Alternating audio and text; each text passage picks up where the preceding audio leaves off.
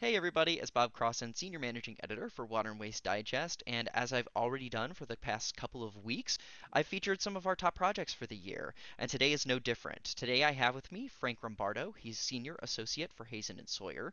I have John Wilson, who is a Project Manager for Archer Western Construction, and I have Lance Buchanan, Project Manager for Cobb County-Marietta Water Authority, and we're going to be talking about the James E. Quarles Plant 1 replacement in Cobb County, Georgia.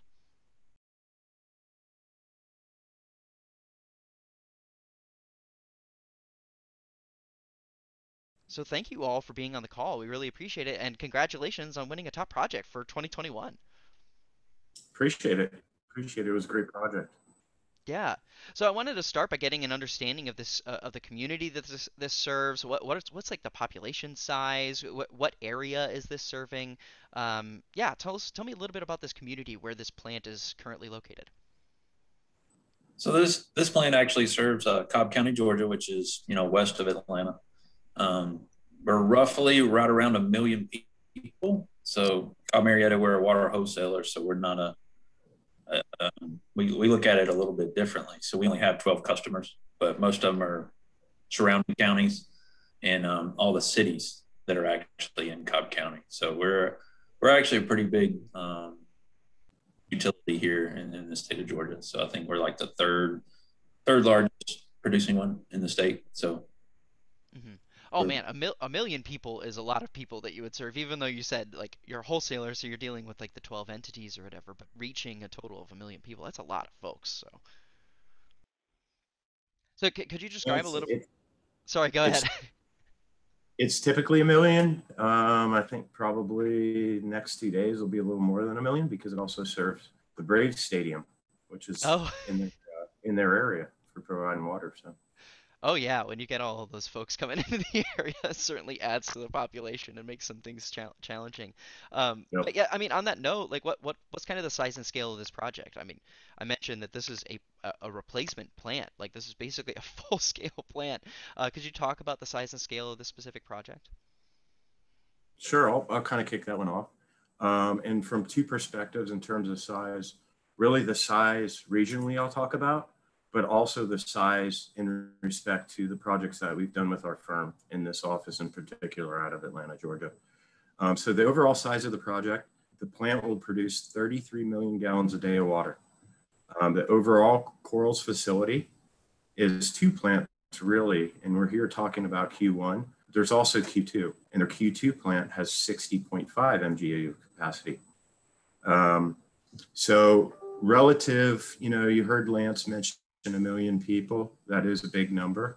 Relative to the region, this is a very large plant, probably the largest plant in the past, I'd say 10 years that has been built water-wise.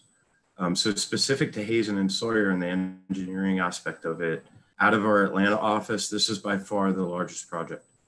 So I talked about capacity in 33 MGD in terms of the amount of people and the amount of water it would produce, but financially, it was a $72 million project. And to put that into perspective, design-wise, that took about 48,000 engineering hours from design through construction to complete this project. So it was a lot of people's hands involved and a lot of time and just the relative order of magnitude regionally, it was a very, very large project. So John, did you want to touch on that from the contractor's perspective a little bit? Yeah, I can elaborate on that from my end, just to give you some statistics and numbers to give you an idea how big the project was construction wise. Archer Western, as the general contractor, put in over 300,000 craft man hours in the construction of the project. And that doesn't include, the 50 or so subs that we had, which were probably at least that many man hours as well. There was 60,000 yards of cubic yards of mass excavation that had to take place after demolition of the existing facility. We put 20,000 cubic yards of cast in place concrete in with about 2,000 tons of rebar in there. Several thousand feet of piping, yard piping and exposed piping, anywhere from 1 inch in size all the way up to, I think, 72-inch diameter pipe we had on the project. roughly 30,000 square feet of masonry went in. So there's a lot of masonry, made it a really beautiful facility. And then the end product was about 26,000 square feet of new buildings that were delivered to the owner here. As far as Archer Western, this was probably like a medium-sized project for us when we do water and wastewater. But as far as clean water is concerned, it's a very large project for us. Hmm. Yeah, it sounds really large. Did that influence the project delivery method at all? Like, what project delivery method did you guys use for this project? Yes, I could touch on that one. It was a traditional design build delivery method, and there was a couple reasons for that. We wanted a well thought out design. Through the development of the design, there was many workshops. There's many stakeholders involved. There was engineering, there's operations, there was maintenance from the authority side that sat in many workshops with the engineer, and the product in back of me as my background here is what came out of that. That's a lot of people's ideas on paper through the design, but really it was just a design bid build project. It went very well. We designed it completely, then put it out for bid, took bids, evaluated bids. Archer Western was a successful bidder, and then kicked off construction, and Archer built the plant. So yes, traditional design bid build. Got it. And I wanted to mention too, so this project was actually constructed during the pandemic. What types of challenges did that present to you guys in terms of both the design aspect, the construction aspect, and commissioning, I would imagine, all of those coming together at this time? Yeah, and the pandemic that came in while we were in the midst of some of the construction. A lot of procurement was going on during that period. So lead times were increasing. We wanted to try to get equipment and materials as soon as possible just to mitigate any potential delays in deliveries. So like one good example, the high service pump station has a large electrical room that has a new electrical gear and things. We were able to get that material earlier than we probably really needed it, but we found ways to build temporary enclosures or things to protect the equipment while we were constructing around it. So we had to kind of change our mindset on a little bit of the sequencing, and how we're going to build this structure and protect the internal parts of it while we're building around it.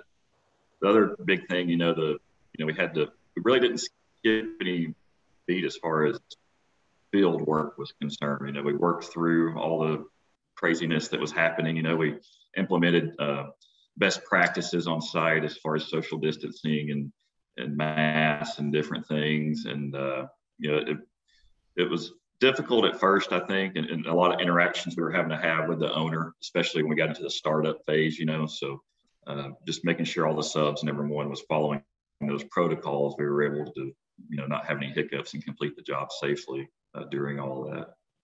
Yeah. Well, Yeah, I'll kind of. Oh, sorry. Go ahead. Go ahead, I'll, Frank. I'll kind of back that up. Design, we were done with the design when the pandemic hit.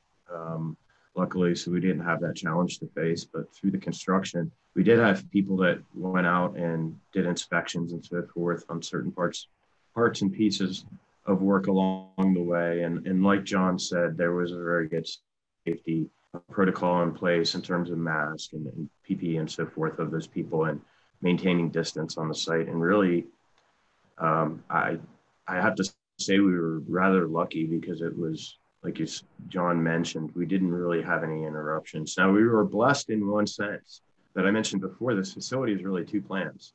And so we were able to isolate that other plant from the construction side. So in terms of operations and so forth, they were really protected and sheltered. So there wasn't daily contact with the operations group, but construction wise, it was really social distancing and just having the protocols in place. Hmm. Yeah, and I mean, during the construction of this, you were obviously demolishing parts of the old plant, but you were also trying to keep a lot of the operations going during that time as well. How did you achieve that type of thing? That sounds very complex and very difficult to manage. I know it sounded like you, John, that you were talking about like the sequencing was really important here. Could you highlight kind of like what you did to achieve and keep things running while you were also demolishing and building at the same time? Yeah, and I'll probably let Frank start because during design, they thought a lot about that demolition and construction. So Frank, if you wanted to kind of touch on what you guys did early in the project development. Yeah, I appreciate that. So that's where those workshops really fit in through the design process with the plant staff, with the operations group in particular, and just hearing what they could and couldn't do. But there was really a couple aspects of keeping that plant operational. There was the electrical aspect, there was the control aspect, and then there was the connectivity aspect. And then there was the physical plant itself. So we kept about half the plant online. Of course, there was control cabinets, there was computers involved, and we were able to build a temporary control room for those conditioned space in the gallery of that filter building at the end where the break was for the demo. But going all the way back to the design, we looked at those basins structurally and we figured out you needed a counterweight on the outside wall to hold those basins back when you demoed half that plant. So we were able to plan for that and stockpile material against that wall to keep that intact during the duration and keep that plant running. INC wise, I talked about the temp control room, and then connectivity. We had a fiber optic cable that took a route and then routed along the side of Q2 and into their control room. So that really gave connectivity to the overall facility and the overall control of the plant. But you're right. And then there was the piping aspect too. There was temporary connections to get the water from the old plant down to the new plant where the storage tanks are and so forth. So there was a bunch of different aspects, but it really goes back for us for due diligence and spending the time up front. It's like, pay me once up front or pay me twice on the backside. So we chose to pay them once up front. So we thought through that and we thought through all the iterations and the sequencing. John talked about the magnitude of this project. There was discussions in design of how are we going to get that many concrete in and out of the roads. Atlanta is a congested area. It has a lot of traffic. So even down to that detail, you know, we were thinking about that through the design. So the design is on paper. And then once it's on paper, we have to take it into the real world to actuality. So the contractor makes that happen. Yeah. So John will fill you in on how that happens. So like Frank mentioned, the design had a lot of the sequencing and ideas in there, and coming in after the fact, after we get the job, you know, we have a general idea, but it really took a little bit for us to fully understand what needed to happen. You know, we developed work plans on how we saw things happening, and I couldn't tell you how many coordination meetings with the engineer and plant staff to make sure that our plan was correct. So once we cut a pipe off, or once we turn some water off or cut a wall, are we going to impact any other portions of the plant that we're not intending to? So I think the work planning process really made that whole demolition process streamlined and successful. We brought in specialty subcontractors. Southern Site Development was a demolition subcontractor we brought in that had a lot of expertise on how to do selective demo. You know, we didn't want to take the whole facility down. You know, we were having to do very select demo in some areas, so it was a delicate process. So yeah, I think we basically followed the plan that was on the drawings, and maybe made some adjustments here or there, but it was really just coordinating with the owner, and it was a daily activity, and we made it happen. Yeah. So Lance, just curious about your role there. What was it like, kind of from the actual utility side of like all this action's happening around you, and you have this temporary control room, you got all this stuff. How did that impact you guys in your work? Typically it didn't really impact us that much. As far as our old plant that we demolished was built in 1953, so it didn't have all the technology and the amenities that we have today. But basically, what it allowed us to do is keep that capacity in that plant so that we can meet demands for our summer. So in the summer, going back, we looked at all of our flows, historical flows, and typically we would see in the summertime. And we actually probably a couple of times would have needed that plant. So that's why we decided to go ahead and let's keep half of this one in service while we built the new one. And so it was a challenge from our operators because, we didn't, our lab was, a workbench, not an actual lab bench, So, I mean, it was kind of tough for them because most of the amenities were on the side that we actually demolished. So the bathrooms, the lab, all the control room, all that was on that side. So we ended up having literally just, kind of build one on the other end. And it wasn't the best in the world, but it got us by, and it was the basic what we needed to get the plant running. So not bad. Yeah. Well, and now you have a new plant, so I'm sure that they're very excited about that aspect as well. But Yeah, all the I wanted operators now want to operate that. Yeah, wanted to jump back to something that you had mentioned before there, Frank, about the control room, that temporary control room. Could you elaborate a little bit on what that entailed and how much work did it take to actually get that set up, and how did that impact things? Yeah, so design-wise, I can speak to it, but really what it involved was the PLCs in the plant, which are the computers. It's the brains of the computers. So all the central communication comes back to those PLCs. So those PLCs had to be taken from their existing locations where they were scattered throughout the plant and consolidated into this temporary control room. And the temporary control room, I mean, it had stud walls and so forth, and enclosures in terms of plywood enclosures, but it was also conditioned because you need conditioning space for the computer. There's also instrumentation aspects of that, and not only online instrumentation aspects of that, but some benchtop, and Lance mentioned we had a plywood workbench, but it was good enough. So it gave them a place to do that work and to manage that work. So really it turned out good. It was planned through the design, but it's the brains. I mean, it's all the communication, all the signals in the plant come through those brains, and we had to locate those in a protected area that was conditioned, really, and just build a new little temporary control room. That was a conditioned space for the duration of the construction. And when we maintained half that plant, it worked out well.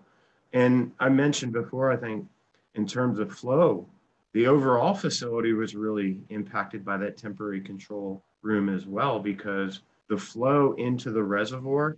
So this plant is fed by an on-site reservoir, and that reservoir, there's pumps in the river, Chattahoochee River, that pump up to this reservoir. There's flow metering into that reservoir. That reservoir feeds both Q1 and Q2. That flow metering signal, that came through the brains of Q1. So in order to maintain those signals too, we ran them through the temporary control room. So not only was it sequencing aspects from Q1, but it was really the overall facility, and then the connectivity of it from that control room to the main control room over at Q2, which we had in place, and that was maintained by a fiber optic connection. So that's really kind of what it took, and what was in there. It was really the brains of the plant. So wrapping up a little bit, getting to like the last few questions here, how did you guys balance the requested changes with the overall budget goals? With a project this big, normally it's pretty common that there are like all these tiny little changes that kind of need to be made in the moment. How did you guys manage to keep things within your budget range that you're aiming for, while also meeting those client demands? Yeah, so I'll take that one up here. The contract had a pretty defined change process, and we made sure from the very beginning that the process procedures were understood by all, and made sure it streamlined that process. To if there was a change that was field related or owner requested change, we had the process established, streamlined decisions on if we were going to do it or not. There was a contingency built in for the owner's side for things that were unknowns, et cetera. But we had open lines of communication in the entire project. I think that's the biggest thing I would put out relative to that. If there was something in the field that we noticed maybe it could be done a little bit cheaper, or maybe there was an issue coming up that we thought maybe would be an extra cost. It was discussion, talk about the things and make a decision. What's the most financially beneficial way to approach this for everyone involved. and tracking those changes throughout the project to make sure we were all on the same page of where we were at with the budget and if there was any issues potentially. But at the end of the day, I think, that open line of communication and working through things together, whether added to the cost of construction or possibly even a credit on things that we thought maybe and offer some money back to the owner.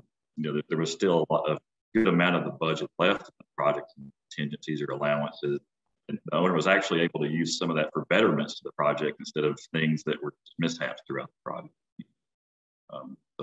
And even with that, I think that some of the allowance left that the owner's not going to have to use. It's going to be money they get to keep.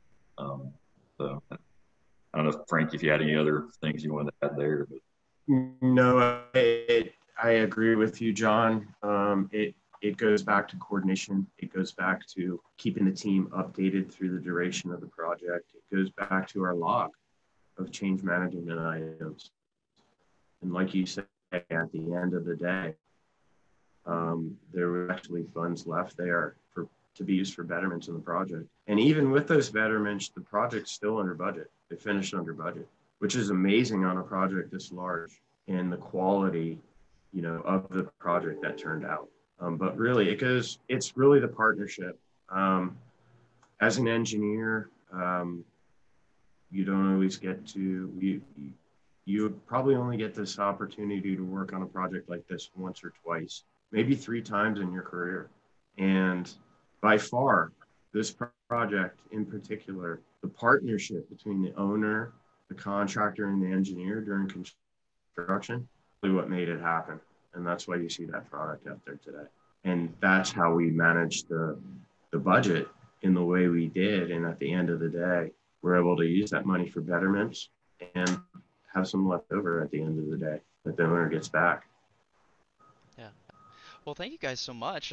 Are there any other shout outs that you want to give? I know there's only 3 of you guys on this call, but there's, like you said, there's so many people who worked on this. Would you like to give any shout outs to anyone in particular who's really helped push this to success? Lance, you want to kick that one off? Yeah, I'll kick that one off. I'd like to kind of thank our board members. They kind of steer and lead the direction of our organization. Our general manager, Glenn Page, who's retiring at the end of the year after his service with us. Our director of operations, Cole Blackwell. My boss, director of engineering, George Kafazakis. Then I'd like to thank, all of our plant staff, our maintenance staff who had to cope with, building a project and, while on a working plant facility and having to deal with construction, all the construction activities that go along with that while actually keeping the plants operational. So, John, take over. Yeah. So like I mentioned, there's over 300,000 craftsmen average, right? So there's 80 to 100 craft workers that work for us. I can't name all of them here, but that's probably the biggest shout out I have. Plus, executive level from Archer Western, Dwayne Peterson and Dave Walker were executive leadership on the project, and then JD Gillespie and Will Madden were assistant project managers that helped with the project management on the construction side. And then Rodney Yeager and Scott Gunsel were our site superintendents who led the field operations out there. And I think I mentioned earlier, there was probably 100 or so plus or minus subs and vendors that were involved in this construction. I can't name all of them here, but just a few of the key ones. Excel Electrical was our electrical subcontractor on the job. They did a great job out there. Catch did our instrumentation and controls for the plant. And then Sluss and Paget was our plumbing and HVAC. So, Frank. And kind of building off that, I mentioned 48,000 engineering hours. So obviously it wasn't just me, or I wouldn't have slept for a couple of years. So there's many people involved. Pat Rogers was on our side on the executive management team. He managed the Atlanta office for Hazen. David Haas, he's an associate vice president here. He managed the design. I was actually the process engineer during the design, and I managed the construction from in the office. So in terms of disciplines, there's really 7 disciplines that participate in these type of projects. Process, which I mentioned, I was the process person. INC was a gentleman named Rich Sherman. He did all the INC for the plant. Electrical was done by Nubi Alima and Vesela. The civil was done by a sub, ESI, David Errol. Structural was done by Fred Powell. You heard the magnitude of the amount of concrete in this project. So Fred was very busy, kept him busy. Mechanical was done by a sub, Promus, Scott Merriweather in particular. And architectural was done by a gentleman named Mark Garber. And Mark had been in business for, I don't know, 40, 50 years. This was his last project, so he retired after this project. So he went out with a bang. You can see how beautiful it is in the background with the metal roofs and the bricks and so forth.